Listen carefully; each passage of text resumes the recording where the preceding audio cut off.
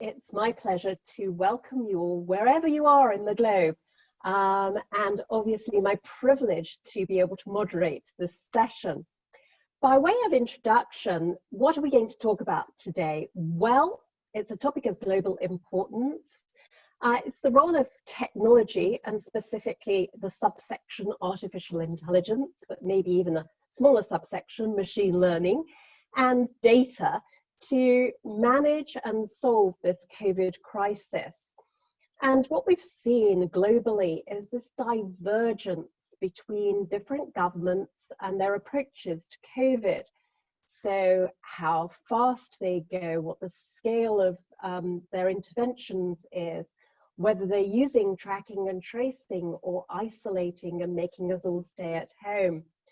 So now that we're a little bit further on, we want to look at some of these real life experiments and see how they're working.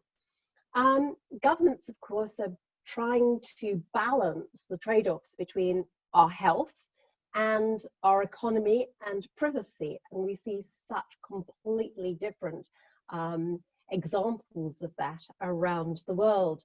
Obviously, in some countries, there's more focus on privacy, and in some countries, there's been more focus on surveillance to get control of the crisis. So artificial intelligence or machine learning really sort of sits in the middle of this. We could use AI to surveil our populations much more, and we'll be hearing from some of our panelists about, for example, facial recognition and detecting fevers, or we could use it not use it at all. And so what is the right trade-off? And of course, for a government to use AI for any sort of tracing, they've got to actually have the trust of the citizens. And trust and AI is at a difficult intersection at the moment. In 2019, we were seeing something called techlash, largely associated with AI. And so what we want to do is to make sure that we come safely out of COVID, but without that techlash. And so to talk about this, I am absolutely delighted to introduce you to our panelists.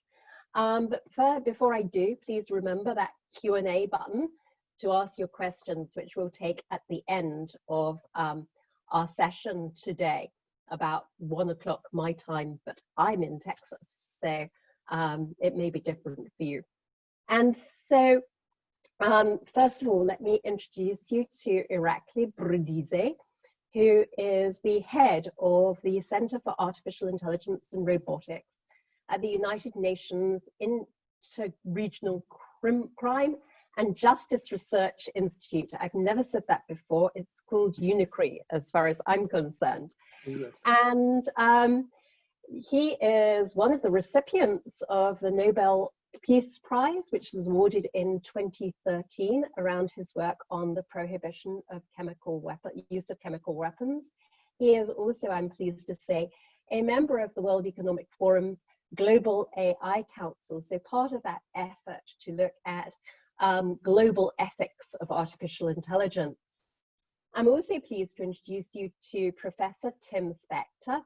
He is a professor of genetic epidemiology at King's College London, and he recently launched the app that you can log your symptoms, common COVID study application. There have been more than 3 million downloads in the UK, but it's also being tested in other countries. So we'll be really interested to hear about that, Professor Spector. And finally, last but not least, Simon Greenman, also a member of the World Economic Forum's Global AI Council. He is founder and partner of AI management consultancy Best Practice AI.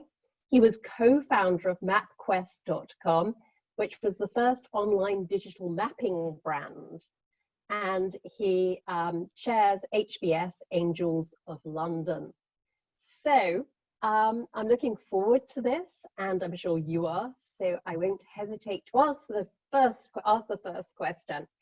very broadly, panelists, what's the different approaches countries have been taking to using and suppressing the COVID-19, using technology, suppressing the COVID-19 pandemic? And what are the results to date? For example, in terms of speed, scale, scope, testing, tracing, isolation.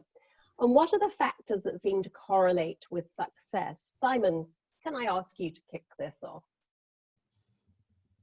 Yes, thank you. Pleasure to be here this afternoon.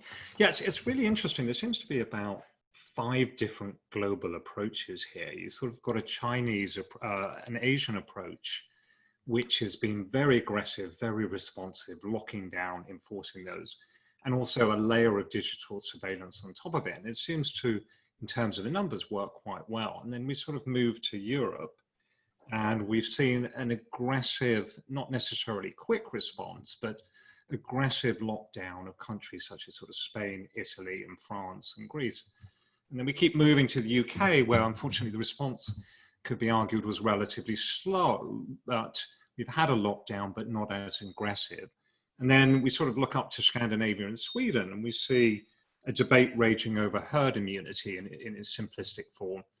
And then finally, sort of going out to North America, you've got the issue of state versus federal playing out here, and it doesn't seem to be a sort of broad and agreed strategy for the countries. So quite a wide range, and that plays out in terms of the actual results as well. Super. We haven't got a lot of time, so moving to Irakli or Tim, who else would like to answer the question? Well, Kate, perhaps I can sort of, or Tim, please. Yeah. Okay, since I started already. I mean, very briefly, Kate, thanks a lot. Thank you. And it's an honor to be part of this panel and to contribute in this discussion. It's really looking forward to hear all the opinions. Simon just gave a very interesting sort of classification of the use cases. What we are looking at is that how law enforcement agencies are using artificial intelligence to monitor and impose some of the restrictions related to the COVID. There are some very interesting use cases in different parts of the world, like automatic number plate recognition, for example, to see who is violating the quarantines, or face recognition, really sort of a specific identifications, including like face recognition with the thermal sensors, or pandemic drones we've seen, and obviously contact tracing applications. With that, our last count was like 29 countries using digital tracking measures. Numbers are growing, so every time it is changing, and I expect probably there will be more countries in that. Advanced surveillance, physical surveillance technology being used in more than 10 countries now. COVID-related censorships have been imposed in 15 governments, and there are even internet shutdowns which are continuing in 3 countries despite the outbreak. So there is quite a lot of movement happening in that regard, and obviously there is a lot of different debates in different countries. Where I'm based in The Hague. Our center is here in the Netherlands. We don't have the contact tracing app introduced, and I don't expect this is coming now, and probably in most of the countries the trend will be becoming less and less. But I want to hear from Tim, who is directly involved in that. So yeah, in the UK, as Simon said, everything was very slow, so all the original contact tracing was swept away with a mass of cases they couldn't possibly deal with, and so they gave up very early. They also gave up testing early and didn't build up capacity, so lost about 6 weeks. And now they're trying to rebuild things, and the government has put a lot of its store on this app that the health minister has really sort of said hits his own baby. This is the app that does everything, that you put a couple of symptoms in, and it tells you whether you're affected, and then whether you then press a button to unleash your phone on, so that all the contacts you've been with within 2 meters in the last week are then alerted, and the authorities contacted. And that is now being piloted in the Isle of Wight. where apparently about 50,000 people have downloaded it. There are some technical problems, slowing batteries and other things, which annoys people much more than you'd think in this crisis. And it's uncertain whether it's going to go out of that pilot phase. And it's still uncertain whether it would be accepted in the UK. A lot of privacy concerns about the way the data is stored. And it's each country, as we've heard, has a very different view on what is acceptable and not. And I'm hearing about my Israeli colleagues who were one of the first to start using mobile apps to firstly track the symptoms, and then the government very quickly just said to all the mobile phone users, okay, we're commandeering all those signals. We're going to monitor where everyone is in the country and basically do our own contact tracing without even asking anybody's permission. They just took it all over. And that seems to be generally accepted in Israel. So it's a very mixed picture. So Tim, let me move on then to asking you about the app that you have created, just as briefly as you can. Yeah, well, it's a brief story because it only happened about 2 months ago. My lab was closed down, and so I wanted to do some other research. We've been working with a biotech company called Zoe, a startup who's working in nutrition, using an app, an AI to predict individual personal nutrition. I asked them, could they help with this? And they said yes, and developed an app in 4 days that we launched on the 24th of March. And so just the first day of lockdown in the UK. And it went viral, and mainly through social media, got huge traction. We had in a day and a half, 1 million people had downloaded it. And we now have over 3 million. And there were some problems at the time about concerns from a few people about privacy, but they were generally small concerns. More people were worried about it being a hoax, Chinese hackers doing this just to get your details. And there were huge rumors on the internet about that. But now most people are embracing it and seeing it as a refreshing non-governmental tool that people trust to do research and find out what's going on, because they're starting to not completely trust the government's information that it's putting out is the way it is. Now we've just launched a crowdfunding plan for this, got our own, and we're getting towards our £1 million mark already in a few days. And so there's huge public support from the 3 million people using it, which is great. But it just picks up symptoms and postcodes and details about your risk factors.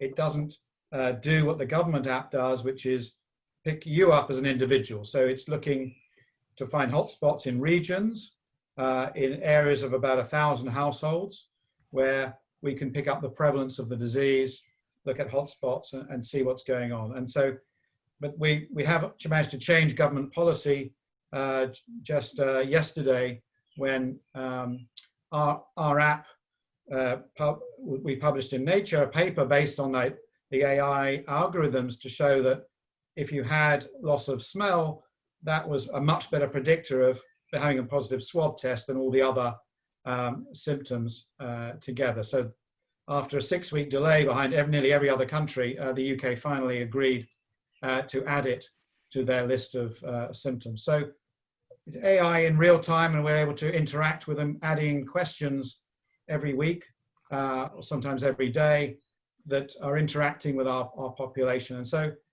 what's looking like it was a tool we just thought we'd use for a month or so could end up being an amazing health tool going, for more than a year, maybe used for many different purposes. And it hasn't been as successful in the US. I mean, that's really the interesting side of this, that part of that was it launched a week later, and that could have been crucial. Mm-hmm. But the other was that 10 rival apps in the US, some purely private, some from government.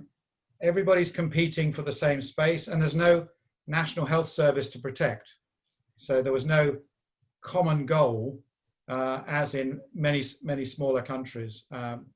And so we've only got about 5% of the take up in the US. And we believe a lot of that is due to privacy concerns. Mm-hmm. They're worried that their data would get in the hands of insurance companies and the feds and someone would be watching them, even though it wasn't. And we're doing much better in Sweden, where privacy is not really a problem. It's more about supporting the government. That's really interesting. And of course, in the US, keeping your health data away from insurers in the eventuality that we have pre-existing conditions put back into healthcare law is, as you say, a major consideration for the use of some of these applications. So moving on to my third question, I wanted to ask about the ethical and privacy concerns we touched on a little bit around AI and personal data. And I think, you know, Irakli, you have just issued today this paper around the use of AI and law enforcement and responsible AI.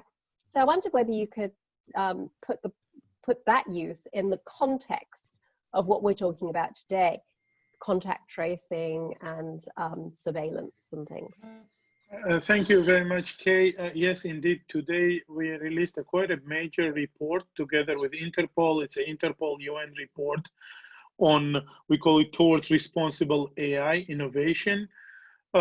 And the report is available on our website, on the Interpol website as well. It's a 45-page document. I will actually write the link to the chat room so that people can access the report. Report is split into two halves. One is the sort of a latest use cases of how AI is being used by law enforcement. And I would like to underline that AI is and will be used by the law enforcement. The main question would be that how responsibly and what is the acceptable sort of way for the public to use it and to ensure that public also trusts its use and everybody's comfortable with it. So the report examines the current technologies like resource optimization, audio processing, visual processing, or natural language processing. And then it has a second portion to it of the report, which is the basically concept of responsible AI, which is a major component of this.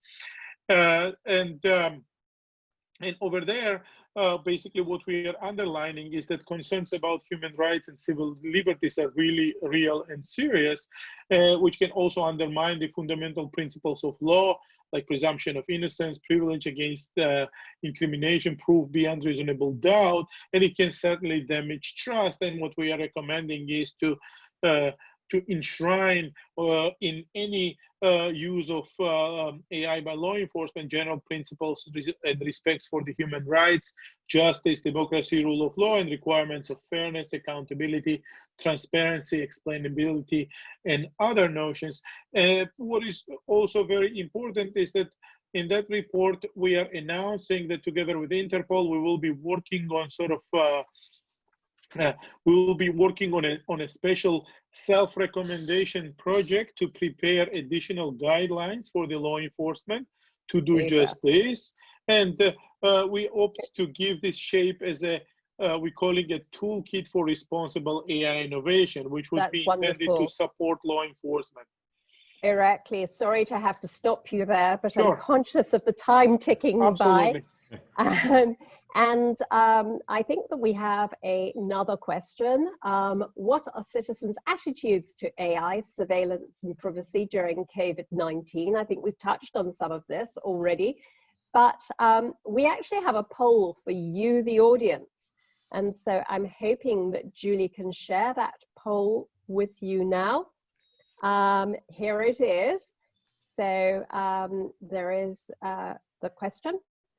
And I'll give you a moment or two just to quickly fill that in so that then I can ask our panelists to comment.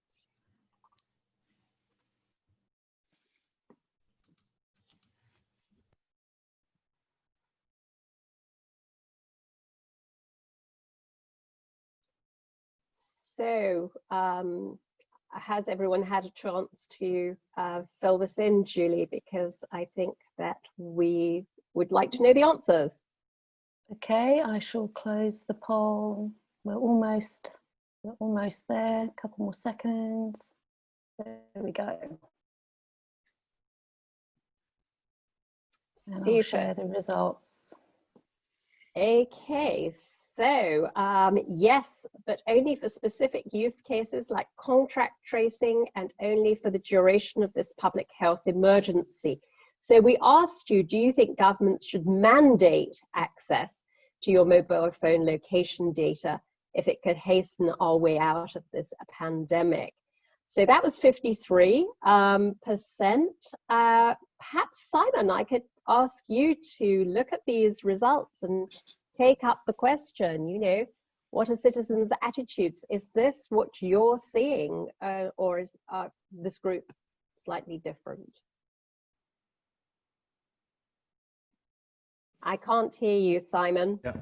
It's funny, I'd run that poll informally and actually get very similar response. It's very pragmatic, which if you say to people that the mobile location data can help hasten the end of COVID-19, and you put a time limit and a use limit by the government, and I think people are very pragmatic in their response to this. It's interesting, in the US, there is definitely a sense that there is a very strong segment that says, no way do we want our governments prying in there. And it's actually interesting, another survey I saw on German attitudes, there's very skeptical of surveillance there as well. But, you know, going back slightly to earlier, is when we look at the different strategies being used by the different countries, a combination of how aggressive in testing, how aggressive in tracing, and how aggressive in isolation. The Asian countries like South Korea, China, Taiwan, and Hong Kong, that are very aggressive in the use and mandating, especially in South Korea, where they're using not only your location data, your CCTV facial data, your credit card payment data to do contact tracing. The death rates have been very low. South Korea at 263, Singapore at 22, Hong Kong at 4 and 7. So I think the key point versus 30,000 in Spain, Italy, France, and the UK. I think the key point is that when citizens know that digital contact tracing in their personal data can make a real difference to the management, I think there's more of an acceptance of it. Thank you. So Tim, does this accord with your findings as you've been running your own application here? Yeah, I think so. I think the way the question was phrased, exactly. But it definitely does, you know, the difference between the UK and the US. I think what was quite interesting in the US is when we did try to, we got some limited success when asking people within counties in the US to help their county and work out their local community.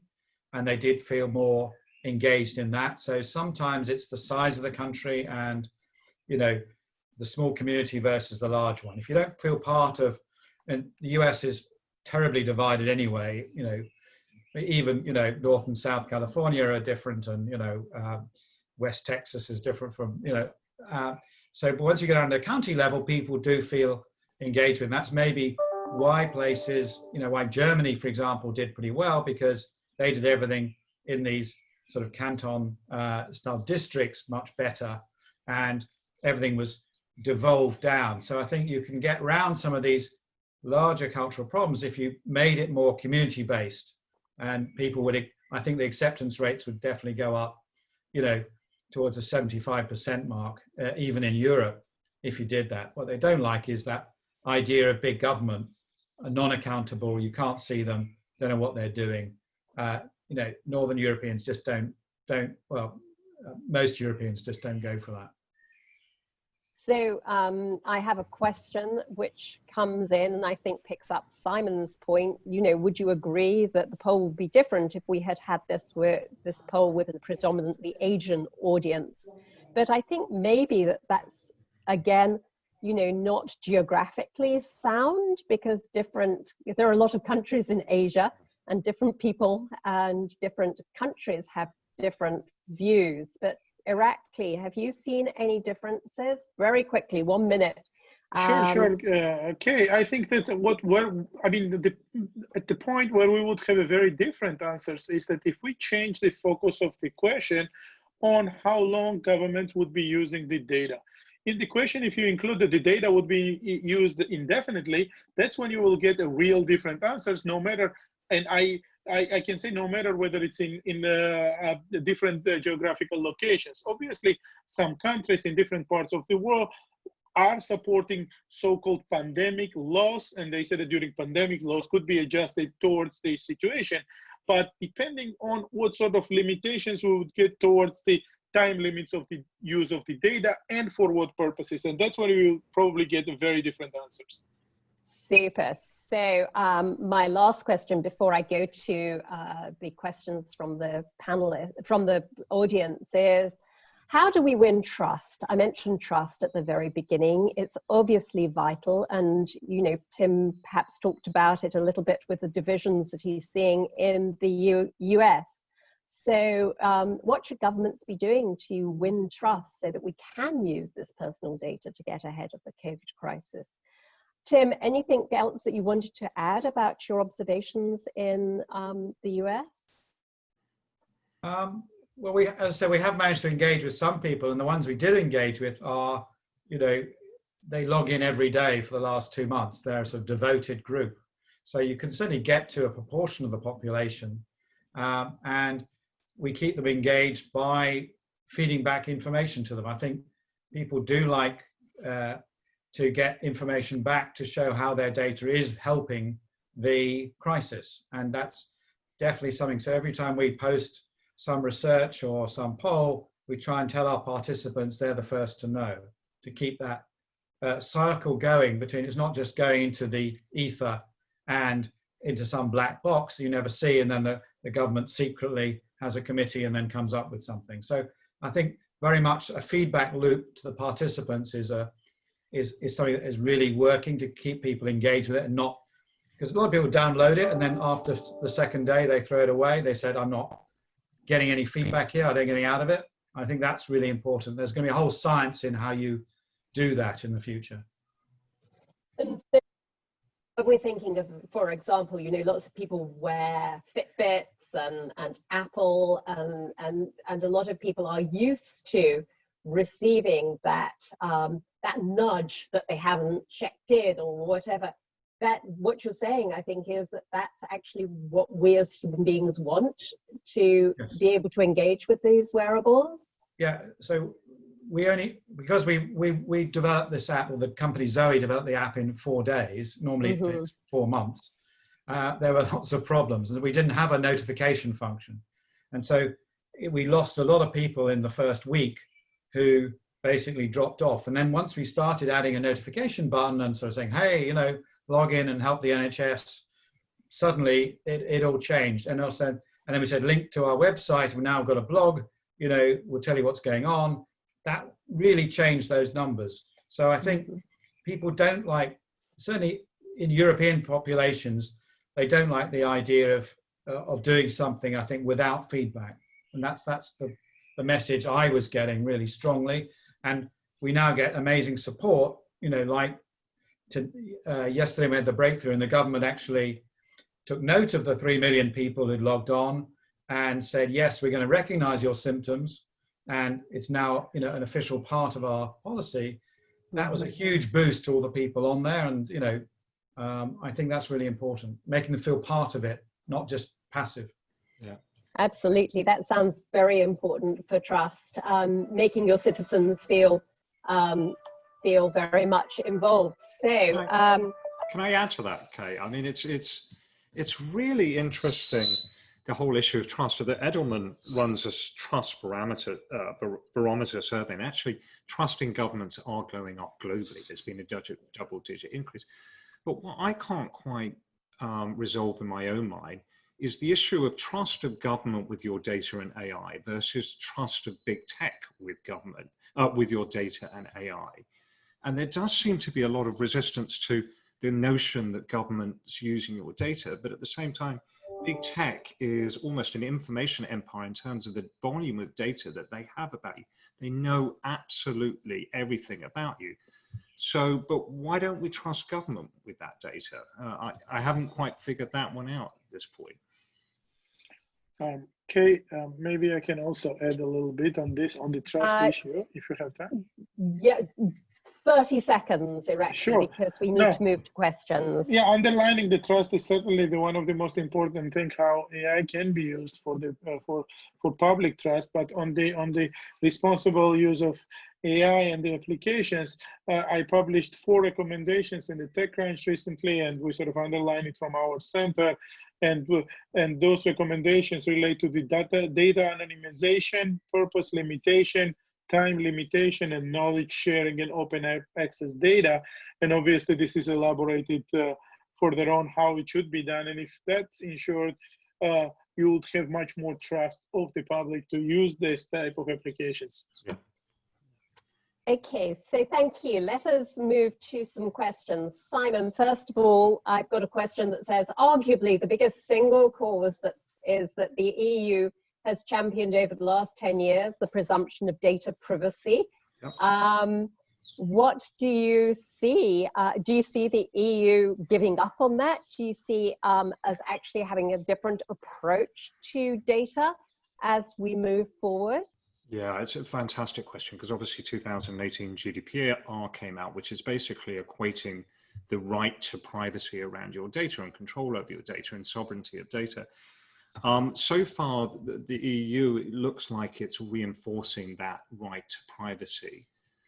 Though there is laws within the EU that in a health emergency, they can mandate your data, but certainly there seems to be a sentiment of reflecting that data privacy. My sense, though, is if, you know, ultimately what we have to trade, do we have to trade off our health, our economy, and privacy? And if we look to the Asian models where they perhaps traded off, a subset of Asian have traded off privacy, if the Europeans were given that option, would they be more willing to forego their privacy if it meant that they're not going to have subsequent waves of lockdowns? It means the economy going back. And I think that's a question that actually needs to be put back to European citizens at this point. Can I quick comment on that? Yes, certainly, please do. About 6 weeks, when we launched our app and had 1 million people on it in the early days, about 4 or 5 countries in Europe, medics, administrators said, can we do the same in our country, please? And we said, yeah, it's open source. You just need to get the permissions, the ethical approvals for this. And notably, virtually all the Southern European countries failed totally to get agreements from their government to get past this problem. So it's the Northern European countries that have more pragmatic view and the more block of the EU type mentality countries where privacy takes precedence, totally unable. People dying, you know, in Milan in, you know, busloads, and they were still protecting privacy and, you know, to locate someone within 1,000 houses. It was quite amazing, really. So I think afterwards we'll see some of the fallout of these things that had a real effect. People probably died because they didn't have access to knowing what was going on because of these privacy issues. And you know, a lot of the population would have probably wanted it. I think if you'd done a poll, that would be really interesting to go back and say, if that had been available, would you have waived your rights? Yeah. But a lot of the EU politicians said, don't go there, it's not worth it. And so everything got hammered. And so we wasted masses of time with these poor guys trying to do something in their countries. Thank you. So bringing it back to the UK is one of the countries that has sort of got it alone and not thought about using Google and Apple app. One of the questions that I'm receiving is, do any of you think that that's a good idea or a bad idea? And what about the trust between using the government app and using a big data company app? I don't know, Tim or Simon? I'll be very brief on that one. I mean, there's a whole debate around centralization, decentralization with Google, Apple, unprecedented partnership, decentralization of contact tracing, which basically means the government can't get an overall picture of how people are getting infected and how the epidemiology spread. So The British government has their own app because they don't want to do decentralized, they want to see it as centralized. The challenge is they've had to build it in very, very short order. There's all sorts of compatibility issues, backward compatibility issues with versions of the operating system, draining the battery, take-up levels. So I think, and then Tim hinted this earlier, it looks like there will probably be a reconsideration and look back at the Google Apple technology.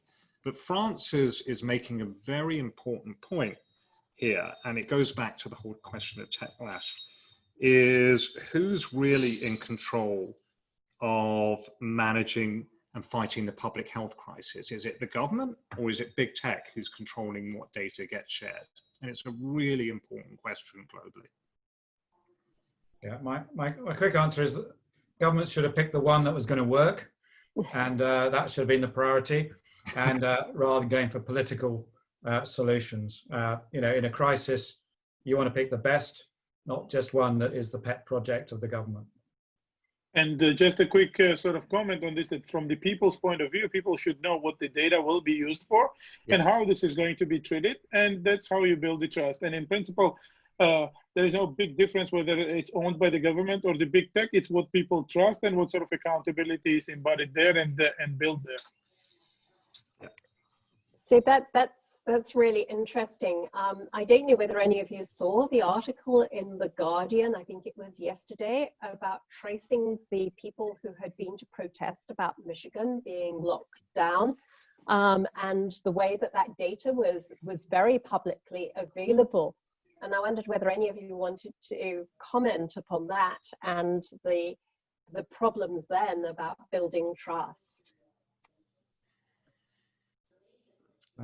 Don't know that specific example, Tim. I don't know if you. Well, I think what people don't understand is that a lot of the data is already out there, and in many countries, you know, your mobile phone signals are available to track locations, and people do this. You know, police do this all the time, and Israel made it, you know, something that was for the whole country immediately. And it's interesting, there are these examples of how public health can just take it over. And we never had any real national debate or in different countries about the ability to do this. And that this is some things that are just in these gray areas that are slipping through. But it's also, you know, you've got drones telling you how many, you know, cars in areas, density of populations, heat maps of movement. All these things are different levels of the same thing. But once you go zoom in down and you start using your Google Maps or whatever it is, then all these things come into play. So we've accepted a whole batch of them already because they help our lives, and other ones, you know, we see as intrusive. That doesn't make any real sense. But that's, again, we're not talking necessarily logic at this point in time. So I think our final question has to be, our final question has to be, well, two questions, because you probably have different takes. First of all, obviously AI, in order to use AI to get a vaccine, we need to be collecting data because AI doesn't work very well without data. So should we be prioritizing apps like Tim's to be able to give us that data so that we can work on the vaccine? And Tim, is that at all what you're thinking about as you're gathering this data? And what do you do with the data? Well, we give the data every day to the NHS and the government in an anonymized way, so they can't trace anybody, but they're able to see the full range of symptoms, for example, that people are expressing. The fact that this disease is incredibly varied and can last, you know, from 2 hours to 2 to 3 months, and there might be 6 different types of disease that we're picking up in there. All these things in millions of people gives you amazing power to find things that, for example, that, you know, the government who are just focusing on hospitals and deaths can't possibly get. So I think this is a perfect example of how citizen science, in a way, can generate amazing data that can help the scientists and the policymakers, and realize that if we're going to come out with a vaccine, it's got to be able to deal with all these different types of symptoms and responses to the virus. And we're starting to integrate swab testing into this and antibody testing into this as well. So we'd love to be able to help the vaccine project, and that's obviously down the line. But first, we want to try and see what we can do to prevent a recurrence of the outbreaks and do as much to pick up all the cases.